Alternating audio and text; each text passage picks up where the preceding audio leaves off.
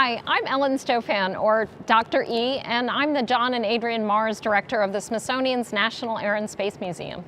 Hey, I'm Thomas Serboken, also known as Dr. Z. I'm the Associate Administrator of Science at NASA. So together, we're Easy Science, and in each episode, we're going to be talking about what's the latest and greatest in space science, really wanting to cover exciting topics, what's new, but also what have we learned over these 50 years of space exploration. And what better place to start than with the anniversary of the landing on the moon 50 years ago. God, I'm so excited to be here, right here at the museum. I've been here many times looking at the exhibit of the moon. I think it's one of my absolute favorites in my favorite museum in the world. Yeah, it's an amazing place, and we do hold the Apollo collection for the nation, so it's amazing to be celebrating this 50th anniversary. So tell us about Apollo. What are your memories about Apollo, your childhood memories? So I was 8 years old the summer we landed on the moon, and I remember it really well, partially because my dad worked for NASA, so we were obviously sort of paying attention to it probably more than most people. We were up at my grandparents' cottage on a lake in Michigan, and my clearest memory was going, at one point during the night, we went out onto the lake, and it was a fairly sizable lake, and you could hear the broadcast echoing all over the lake, because that night, you know, not just America stood still, but the world stood still to watch what humanity was accomplishing. Frankly, when they landed on the moon, those really fuzzy images, and by that point it was after 11 o'clock at night and I was 8 years old, I was really tired. So that part I remember a little less clearly. That's really amazing. I just can only imagine. For me, Apollo has really changed my life. The university where I got my PhD in was the university that in a group that was started because of the first experiment on the surface of the moon, the solar wind experiment. The work I did afterwards was robotic exploration with NASA spacecraft as a follow-up of that experiment that was set up by Buzz Aldrin right after the landing. You know, a lot of people throughout my career have said, you know, what did we learn from all those Apollo moon rocks they brought back, one of which you can touch right here at the Air and Space Museum? What did we learn from all those Apollo rocks? So for you, what are the big science takeaways from Apollo? So for me, what's really the most amazing is, I think when I look at the moon, and I do that every time I get a chance to, it's just amazing, this celestial neighbor of ours, looking at it. I think of it as kind of the archives of the Earth and the solar system history. What we learned about is really the bombardment history of the solar system, but also about really the relationship between the Earth and the moon. But how about you? Well, you know, it's really that, going back to the fact that all those impact craters on the moon that you see, those big, huge circles on the moon, they're telling you at some point all those bodies were also hitting the Earth and creating huge craters on the Earth. But with the Earth's surface constantly changing over time, we've lost that early history of the Earth. So we can go to the moon and say, what was the Earth like 4 billion years ago? And really help to learn more about this planet. And of course, there are theories that the moon originated as started out as a big chunk of the Earth that got knocked out by a very large impactor early in Earth's history. So understanding what was that lost chemistry, so to speak, of that chunk of the Earth that got removed is also really important for understanding this planet. You know, one of the things that's been really amazing, these rocks that came back, one of the rocks you have right here, have really been a source of science even to today. Early next year, we're opening up one of the Apollo cores that we've never opened up. And there's still a lot of science we're learning. What are the most kind of recent science results that are exciting to you?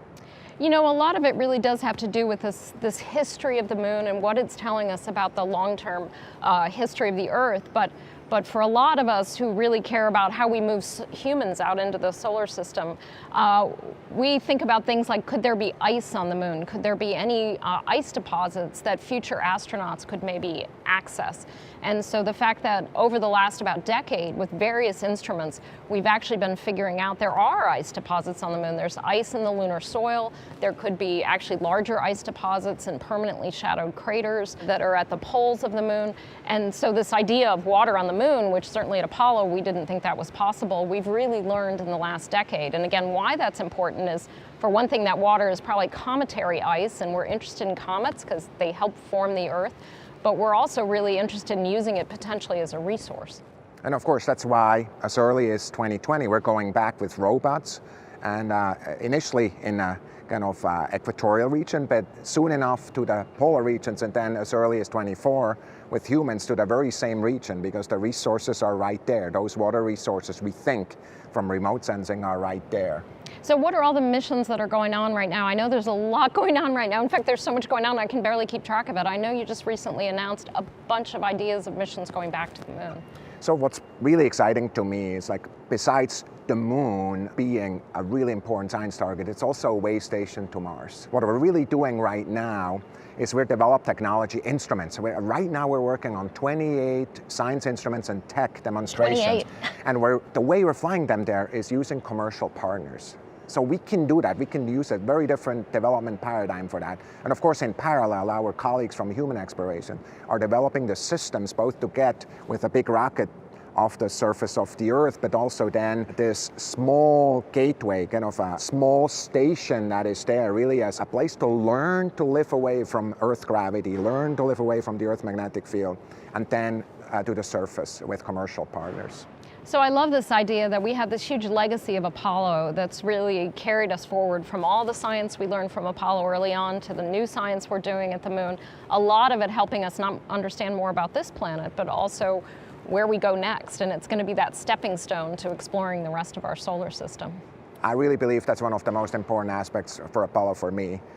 It shows that we can do these things. We go beyond. Yes, the moon is there. Yes, we're celebrating it. But our aspirations are beyond. We can't wait to have the United States on the surface with our international and commercial partners on the surface of Mars.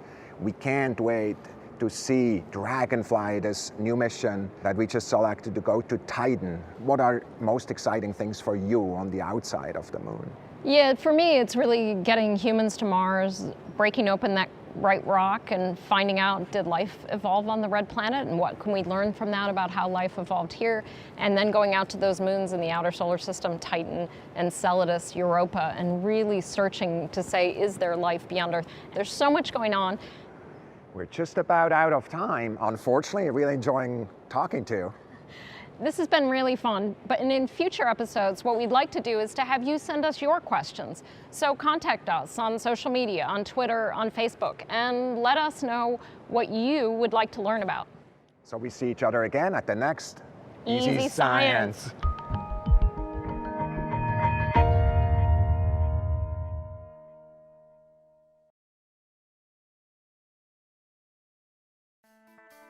Our moon isn't the only moon. No matter where you are on Earth, you can usually look up into the night sky and see the moon. Our moon appears so big and bright because it's closer to Earth than any other planet or moon. But our moon isn't the only moon out there. That's right. In fact, some planets have a lot of moons. A moon is a natural object that orbits anything larger than itself. Moons come in many shapes and sizes. Our solar system has 8 planets and dozens of moons. Almost every planet has them. Mercury and Venus, the 2 planets closest to the Sun, have no moons at all. Earth, on the other hand, has one rocky and rather large moon. It's about 1/4 the size of Earth. Our moon is the only other place in our solar system where humans have set foot. What are some of the other interesting moons we know about? Well, Mars has 2 moons named Phobos and Deimos. They're dark and lumpy and at least 100 times smaller than Earth's moon. Jupiter has more than 70 moons. Several of them have very unusual features. For example, Ganymede is the largest known moon in our solar system. You can actually see it from Earth with just a pair of binoculars. Jupiter's moon Io is covered in volcanoes, and there's thought to be a giant saltwater ocean under the icy surface of Jupiter's moon Europa. NASA is planning a future mission to investigate Europa and its underground ocean. Saturn has more than 80 moons in total, and at least 2 of those are ocean moons too. They are called Titan and Enceladus. NASA's Cassini mission discovered that the underground ocean on Enceladus shoots jets of icy particles from cracks in the moon's surface and out into space. Uranus has more than 20 moons. Its larger moons, like this one named Ariel, are thought to be made up of half water ice and half rock. Scientists have discovered more than a dozen moons orbiting Neptune. Its largest moon, called Triton, has volcanoes with icy lava flows. Brrr! Volcanoes, underground oceans, and icy jets. What do you think we'll discover on moons next? Find out more about moons at NASA Space Place.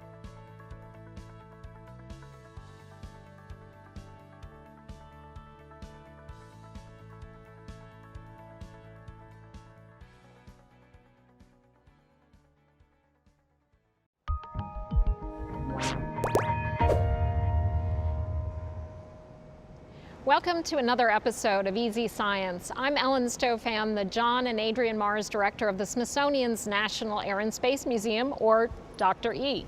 And I'm Thomas Servogen, the Associate Administrator for Science at NASA, also referred to as Dr. Z. We're here today to talk about a subject that's pretty near and dear to my heart, and that's the Hubble Space Telescope. You can see behind us the structural dynamic test vehicle of Hubble, and after the side here at the National Air and Space Museum, we have some of the instruments that were actually brought back from Hubble. The ones that weren't working so well, they had to put new instruments up on board. So if you haven't been here before, come and see this amazing history of Hubble.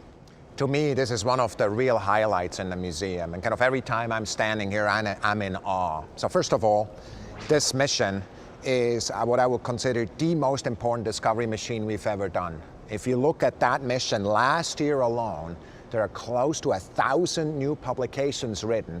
It's not just a science mission, it's a science mission enabled by human explorations by astronauts. The fact that the astronauts were able to go up in the shuttle and replace the instruments, constantly putting better, more advanced instrumentation on board, has really allowed Hubble, over its 29 years, to completely change our view of the universe. So there's a story that was out there about a planet called K218b. And here's a question we got with the hashtag Easy Science, and it said, Hubble just found water vapor on an exoplanet in a habitable zone. What does that mean for other planets?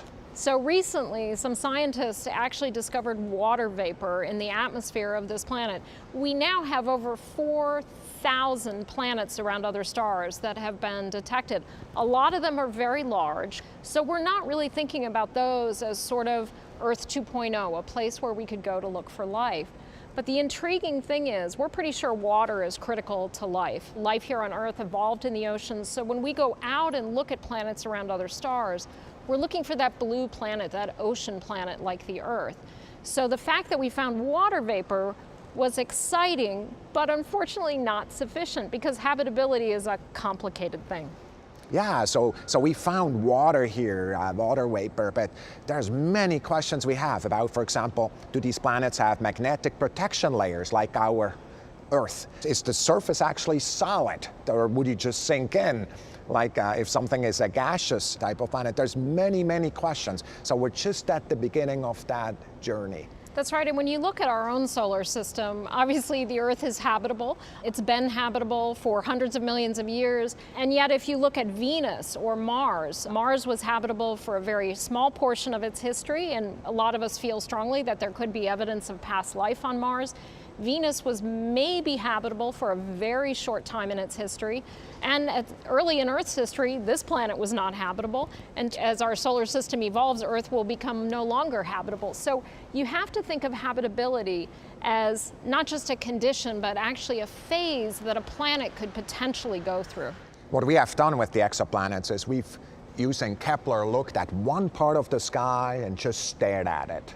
And from that, we managed to do a tally of exoplanets. So we know that for every star, at least, there's one exoplanet out there. Most of those exoplanets live in systems, just like we do. There's other planets in our solar system. What we're now doing with TESS is we're looking at the entire sky to really find the closest such things to investigate. And like you said, there's very little we know about this. It's very critical to be able to follow up with telescopes like this one, the Hubble Space Telescope, but also James Webb, that's coming out in just a couple of years up there. We're incredibly excited about the James Webb Space Telescope, because if you think of TESS, Kepler, Hubble, finding these exoplanets and getting a little bit of information, James Webb is really going to be able to take us to the next level. What's really amazing about Webb is when Webb was conceived early on, exoplanets were a kind of a side story. Right now, it's one of the key stories because we discovered this abundance of exoplanets and we have an abundance of questions, many questions that we didn't even know how to ask before. So what the Webb telescope can do is it can look at much higher resolution of the atmospheres of some of these planets around other stars, not just looking for water vapor, but also gases like carbon dioxide, methane, and it's these combinations of gases that we're looking for. The presence of water vapor isn't sufficient for life, but if you see a mixture of gases, and especially if those gases seem to be out of equilibrium, or there's something causing an imbalance in the gases chemically in the atmosphere, that starts to make us think, not only could that planet be habitable, but is it actually inhabited? When I started out as a planetary scientist, you know, there were 9 planets, and then because of the declassification of Pluto, we went down to 8. But for kids who are students now, by the time they're ready to become planetary scientists, which of course they're all going to do, there are going to be thousands of planets for them to study. And we got another question on Easy Science, and it's asking about TESS. What is the Transiting Exoplanet Survey Satellite? How does that actually work? What the TESS mission is doing, it's looking in a large part of the sky and it's staring at it. And as it's staring, it's looking at the stability of light. So every once in a while, one of those exoplanets is going right in front of the star that it's around. And when it does so, it ever so faintly reduces the light of that star, creating a transient feature. And so that's what we're observing for all those stars in that part of the sky that TESS is looking at. And we can then use how the light has dimmed to say what's the size of that planet, what kind of orbit it's in, which really helps us then start to nail down which of these planets are more like Earth, which ones are more like Jupiter. We're just about out of time, I'm sorry to say. Thank you for joining us for another episode of Easy Science. And please keep sending those questions with hashtag Easy Science so we can answer them at the next episode of Easy Science.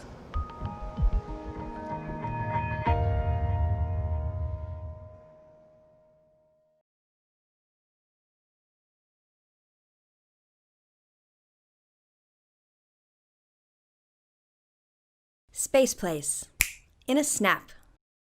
Searching for other planets like ours.